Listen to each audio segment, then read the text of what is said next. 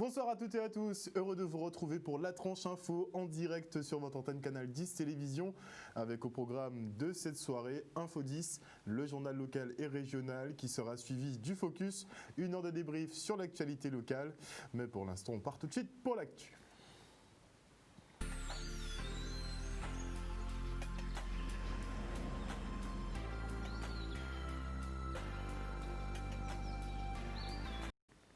Nous sommes le mercredi 13 janvier 2021 et voici les titres de ce journal.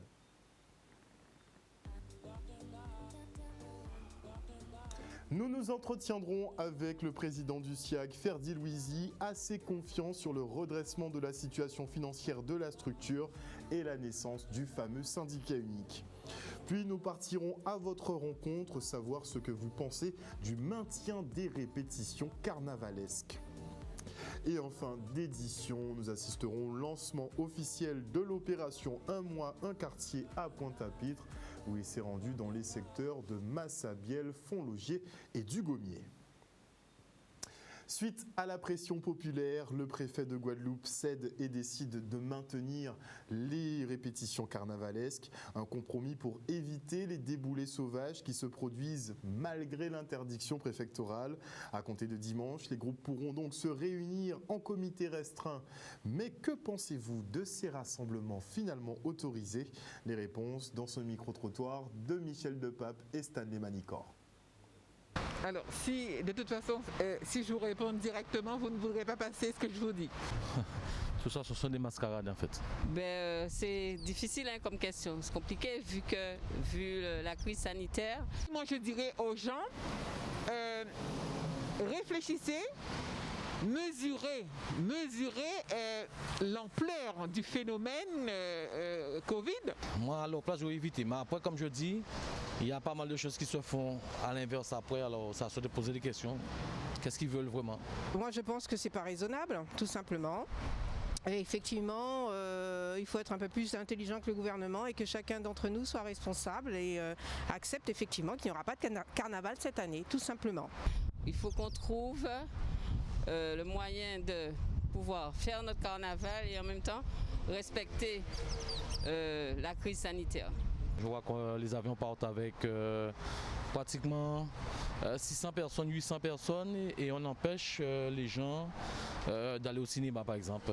Alors moi je ne comprends pas. Ça n'empêchera pas les personnes de participer et de garder sa culture tout en respectant ses gestes barrières et puis d'apprécier derrière un écran. Imaginez-vous parmi eux il y a une qui l'ont, ça va entraîner encore des clusters, hein, voilà. Alors je ne sais pas comment ils voient ça. Ça fait partie de nos traditions, on le fait depuis plusieurs années. Donc à mon avis, il faudra trouver une solution. Je ne l'ai pas là, mais il faudra en trouver une. Écoutez, je pense que ces groupes même là devraient reporter ça l'année prochaine parce qu'effectivement, c'est pas, on va pas dire que c'est un carnaval. Si c'est juste pour dire carnaval pour carnaval, je vois aucun intérêt. De toute façon, notre culture ne va pas se perdre en un an. On va attendre l'année prochaine de faire un vrai carnaval comme on a l'habitude d'en faire, tout simplement. La liberté des uns s'arrête là où commence celle des autres. Hein. Ah non, c'est pas une bonne idée. Moi je pense que de défiler avec des distances, c'est mieux que de rester dans le local. Surtout qu'on n'a pas encore les retombées après le passage des 40 000 touristes en Guadeloupe. Donc oui, on va attendre déjà de savoir ce qui se passe réellement sur le territoire, qu'on puisse lire des chiffres, qu'on puisse les analyser. Et puis on fera mieux l'année prochaine, tout simplement. Et un sondage réalisé sur notre page Instagram révèle que 58% d'entre vous êtes favorables à la tenue des répétitions et 42% contre. Une statistique établie sur 417 votes enregistrés avec 242 votes pour et 175 votes contre. Et le ministre de l'Outre-mer, Sébastien Lecornu, est visé par une enquête pour prise illégale d'intérêt et omission de déclaration à la Haute Autorité de la Transparence de la vie publique. La justice soupçonne l'homme politique d'avoir profité de son siège de président du conseil départemental de l'Eure pour favoriser les intérêts de la société d'autoroute de Paris-Normandie. Ce dernier reconnaît avoir exercé dans la fonction publique tout en étant administrateur de cette société entre 2016 et 2017. L'enquête vise à déterminer s'il a effectivement favorisé la SAAPN à qui l'État a confié la gestion des autoroutes pour la région. Sébastien Lecornu, qui d'ailleurs entend accélérer le calendrier de la mise en place du syndicat unique de gestion de l'eau ici en Guadeloupe. En visioconférence aujourd'hui, les acteurs de l'eau faisaient d'ailleurs le point sur la situation avec le président de la délégation Outre-mer, Olivier Servat. Au cœur des débats, la situation financière du SIAG qui affiche 73 millions d'euros de créances et 33 millions d'euros de dettes. La nécessité, ils ont souligné d'ailleurs la nécessité pour les communautés d'agglomération de s'acquitter de leurs dettes et les inquiétudes aussi quant au plan social qu'il faudra mettre en place. C'est sans compter la demande du président Ferdi Louisi qui réclame une commission d'enquête parlementaire pour faire la lumière sur la gestion de l'eau en Guadeloupe. On l'écoute. Nous venons de faire le point avec le président Olivier Servat sur la délégation Outre-mer concernant la situation du SIAG. Donc j'ai présenté la situation telle que nous la vivons aujourd'hui en janvier. Le SIAG, c'est 73 millions d'euros de créances et 39 millions d'euros de dettes. Donc on ne peut pas dire que cet établissement est en faillite. L'établissement a un problème de trésorerie et dans cette trésorerie, il faut vraiment que Cap Excellence et Eau d'Excellence puissent régler leurs dettes et que les Guadeloupéens qui ont commencé à participer trouvent des arrangements de paiement pour nous accompagner. Et donc je crois que nous sommes dans des bonnes perspectives pour que cette période de transition permette au SIAG de donner une contribution positive à la création du syndicat mixte ouvert voulu par les élus locaux ou souhaité par le gouvernement à travers une loi. Donc aujourd'hui, nous faisons le plan social, le salaire du personnel sont payés, nous faisons un plan social avec des départs volontaires et nous sommes déjà en perspective de réduire de 10% la masse salariale et nous allons poursuivre ce travail. Redonner confiance aux fournisseurs, redonner confiance aux usagers. Je remercie encore une fois les organisations représentatives des usagers pour le travail permanent qu'ils sont en train de faire avec nous, les organisations syndicales pour la construction du plan social. On ne dit pas que nous sommes dans le vert, mais nous sommes déjà sortis du rouge et je fais l'appel aux Guadeloupéens pour que nous puissions continuer. Et je demande une chose, c'est qu'il y ait une enquête parlementaire, une commission d'enquête parlementaire pour faire toutes les vérités sur la gestion de l'eau en Guadeloupe, parce que l'eau en Guadeloupe, ce n'est pas que le SIAG. Une interview signée Michel Depape. Et on part maintenant pour la visite du conseil départemental sur la commune de Vieux-Fort. Une occasion d'examiner les projets éligibles au fond d'aide aux communes comme la route départementale 27 qui mérite une bonne réhabilitation. Les routes de montagne coûtent cher, très cher, mais l'accessibilité est vecteur d'économie. Regardez. Disons qu'on est de ce qu'on appelle les routes de montagne. Donc des routes de montagne qui coûtent cher, mais partout au niveau national, quand on est dans les Alpes, donc c'est des routes de montagne qui coûtent cher. Mais il y a pour des territoires comme le nôtre, les habitants, la Grivelière est vraiment un point d'attractivité, un point de développement économique. Donc il faut absolument faire le minimal pour faire en sorte qu'ici, la route soit pratiquée. Après, il y aura des conditions de sécurisation. Le travail que je fais actuellement avec Charles Vaudiga, c'est ce qu'ils ont déjà commencé à faire, mais le rendre plus systématique. Les bus arrivent, ils vont s'arrêter au parking près du restaurant de la Grivelière en bas. Et puis après, il y aura des navettes pour transporter les gens. C'est ça qu'on va mettre en place. Donc, et permettre aux touristes de venir visiter un lieu emblématique, c'est la Grivelière, c'est le café, c'est notre histoire aussi qui est là.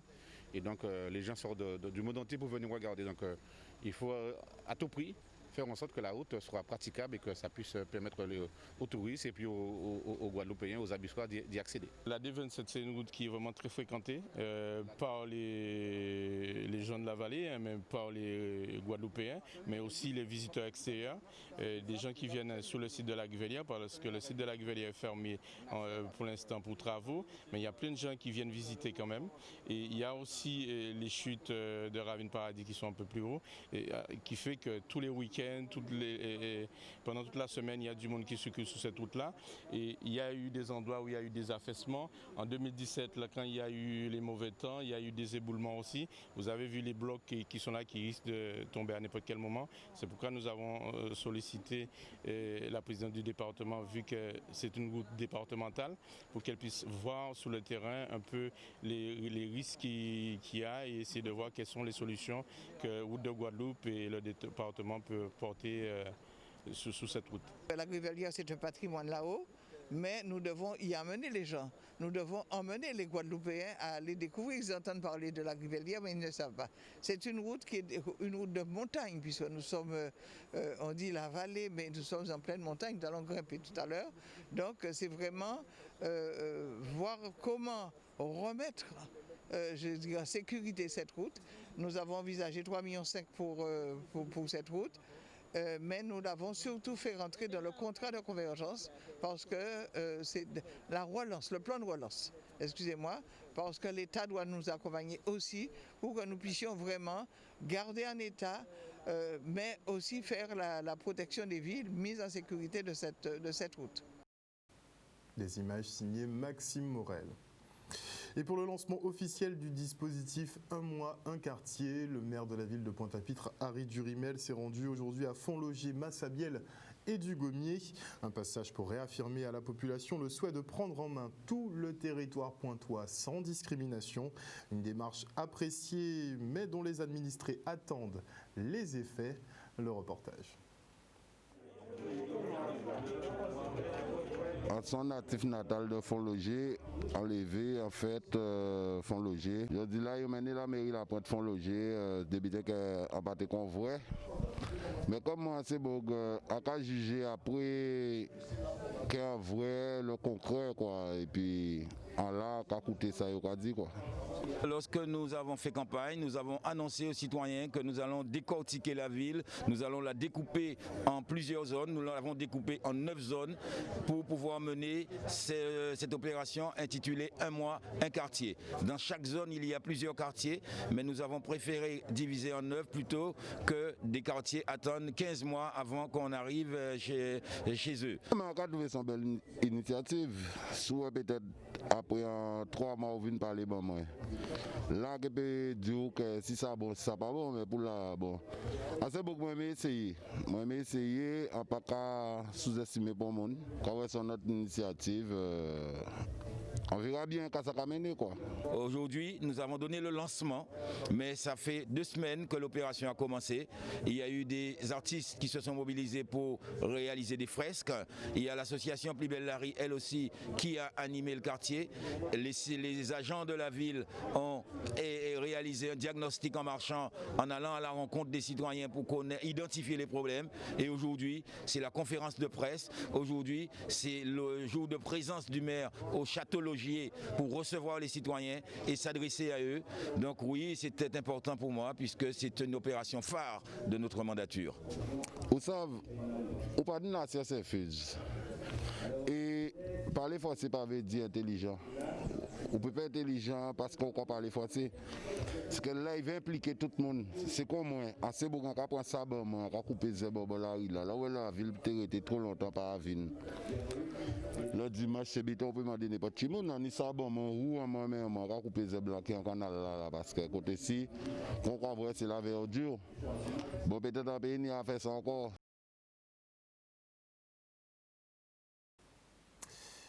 Et on part tout de suite pour dresser un bilan des activités de la sécurité sociale. Et je vous le rappelle, la Caisse générale de sécurité sociale n'est pas une entreprise publique, mais bien une entreprise privée qui a des délégations de services publics. Ce n'est pas la même chose. Ne pensez pas que c'est un organisme public, ils sont privés. On fait le point avec la Sécu. Nous avons su être au rendez-vous pour cette année, même si nous avons été témoins quand même d'une évolution alarmante aussi de la situation, parce que nous avons des entreprises qui souffrent, on le voit bien, parce que nous avons reçu moins de cotisations, au moins 150 millions de moins, on est en train de terminer les chiffres, mais c'est le cas, c'est une réalité, donc il va falloir qu'on soit aussi au rendez-vous en 2021 pour accompagner les entreprises. Nous avons vu aussi une augmentation des dépenses d'assurance maladie. Vous savez qu'avec la mise en place du Covid, il y a un certain nombre de dépenses qui sont apparues, des dépenses pour accompagner les personnes malades du Covid, mais aussi une démarche qui a été très importante, qui a été initiée, qui va continuer en 2021, c'est celle qu'on appelle tester, alerter, protéger. Je rappelle qu'à la CGSS, c'est plusieurs branches, la maladie, la retraite, la partie URSSAF, la partie agricole, et sur la partie maladie, nous sommes très présents sur tout le dispositif de lutte contre Covid, avec ce qu'on appelle le contact tracing, c'est-à-dire que dès qu'une personne est cas contact, dès qu'une personne est détectée positive au Covid, nous sommes là pour la prévenir, nous sommes là pour mettre en place un dispositif de protection. Et ce dispositif va d'ailleurs évoluer très vite en 2021 avec ce qu'on appelle ce dispositif de tester, alerter, protéger, qui va aller un petit peu plus loin s'agissant de notre action, puisqu'on va être là aussi dans l'accompagnement à l'isolement. Nous maintenons encore ce dispositif de télétravail. Vous savez que le Covid n'est pas derrière nous. Nous sommes toujours très en alerte par rapport à la crise Covid. Nous devons rester masqués, nous devons appliquer les gestes barrières. Nous devons nous vacciner dès que c'est possible. Moi, j'invite tout le monde à se vacciner dès que ça va être possible. Tu as déjà vacciné ? Je me suis fait vacciner. Je faisais partie des personnes qui se sont montrées volontaires pour montrer l'exemple. Je n'étais pas prioritaire, je le sais. Je ne suis pas malade, je ne suis pas âgé, mais il faut montrer l'exemple. Le dispositif de report, il a été généralisé pour toutes les entreprises du secteur privé. Par contre, le dispositif d'exonération, lui, il est ciblé en fonction d'un certain nombre de critères. Mais par contre, effectivement, c'est le sortir de la crise qui va être particulièrement sensible. Des entreprises qui auront eu soit des reports, soit des exonérations, mais qui vont toutes être probablement aux difficultés de trésorerie. Il est prêt à rembourser. Voilà, c'est ça. C'est-à-dire que c'est toute la question de la trésorerie des entreprises qui va être en difficulté. C'est comment nous, on va être présents pour essayer d'accompagner les entreprises qui, jusqu'à présent, n'avaient pas de difficultés particulières et qui, là, vont se retrouver dans une situation. Et notez effectivement que ça perturbe un peu effectivement l'activité de la Caisse générale de sécurité sociale, puisque la branche professionnelle est excédentaire. Il aurait pu le rester, même bon, avec le Covid, ça risque de se compliquer. Donc la branche professionnelle est excédentaire. La branche, justement, pour les salariés, était censée revenir à l'équilibre en 2024. Et avec la crise, eh bien, tout cela va être remis en question, j'imagine. Et on enchaîne avec la remise des prix de la Fête des Sciences, édition 2019, sur la thématique « Raconter la science et imaginer l'avenir ». Pour la première fois depuis l'organisation de cette fête de la connaissance, eh bien, le comité de pilotage a proposé la mise en place d'un concours d'écriture de nouvelles et de bandes dessinées. Ouvert aux jeunes de 8 à 27 ans, il vise à susciter les savoirs, l'imagination et la créativité des jeunes candidats. Mention spéciale aujourd'hui pour les lauréats du centre pénitentiaire. Le reportage. On va couronner, on va remettre des prix à des enfants, ou du moins des jeunes talents de la classe de CM1 jusqu'aux études supérieures, à des talents de 8 à 27 ans. C'est aussi des moments qui montrent l'engagement des uns et des autres, la créativité aussi de nos élèves et de nos étudiants dans l'Académie de la Guadeloupe. Ça représente beaucoup pour moi, mais ce qui représente beaucoup pour moi, c'est qu'on a réussi toutes les deux, ensemble. Ce qui nous a poussés à participer, c'est l'esprit d'équipe. Et comme on était déjà très créatives, on s'est dit toutes les deux qu'on allait créer cette histoire. On dit qu'on a la jeunesse qu'on mérite et on a une jeunesse magnifique qui nous ont présenté des BD et des nouvelles. Donc un excellent travail et je suis très fier de cette jeunesse guadeloupéenne.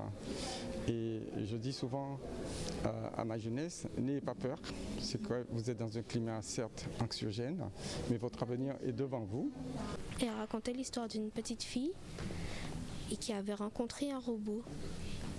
Et elle était très fière d'avoir un ami.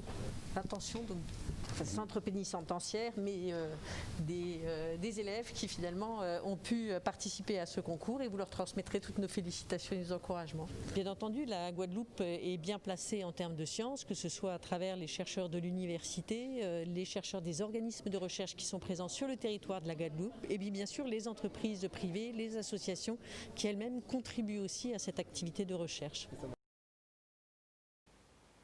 Félicitations à tous nos jeunes talents dans toutes les disciplines.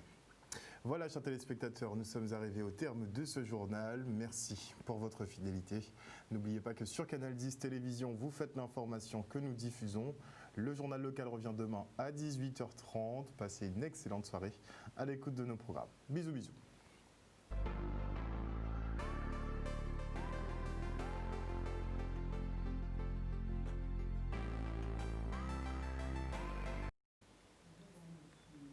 À venir dans la tranche info sur Canal 10, le Focus, une heure de débrief sur l'actualité locale. Et avant la coupure pub, je dis bonsoir à Teddy Bamberg, bonsoir à Johanna Bon, bonsoir à Joël Bazit, bonsoir à Dominique Landry, à Matt Trinity Otep, Matt Trinity, bonsoir à Jimmy Kamagouva Aliar, bonsoir à Patrick Laballe, bonsoir à Franck Abar, Monsieur le Général, bonsoir à Damien Salibur, bonsoir à JLD Zouti, bonsoir à Marie-Hélène Borès, à Bijoua, bonsoir Tati Véronique, j'espère que ça va bien, bonsoir à Christelle Manette et Lydie Ratier. On se retrouve tout de suite après la coupure pub.